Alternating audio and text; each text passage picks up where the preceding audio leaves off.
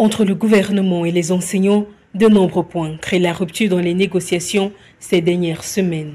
Au rang de ceci, l'exclusion des enseignants d'éducation physique et sportive du projet de statut particulier en examen. Les services du MINFOPRA disent que les enseignants DPS sont déjà régis par un statut. Ça a été fortement appuyé par le ministère des Sports qui a un statut de 1975. Les enseignants DPS restent ainsi régis par un statut datant de 50 ans, alors que les États généraux des sports et de l'éducation physique de 2012 recommandaient une révision. L'UNESCO et le dernier comité ad hoc qui s'est tenu au ministère du Travail et de la Sécurité sociale, tout le monde est d'accord que les enseignants DPS ne peuvent plus être en dehors du même statut que les autres. Face à ce refus, les enseignants d'éducation physique et sportive prendront part à la grève qui débute ce 22 avril.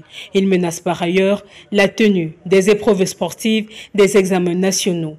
Nous allons appeler les enseignants d'éducation physique à arrêter les épreuves d'éducation physique aux examens. Et nous disons que si un statut particulier sort pour les autres enseignants et que les enseignants d'éducation physique ne sont pas concernés, il sera tout simplement question qu'on parte des établissements et qu'on nous donne du travail ailleurs. Autre point d'achoppement dans les négociations relatives à la situation des enseignants, le refus de signature de la convention collective par les promoteurs d'établissements privés.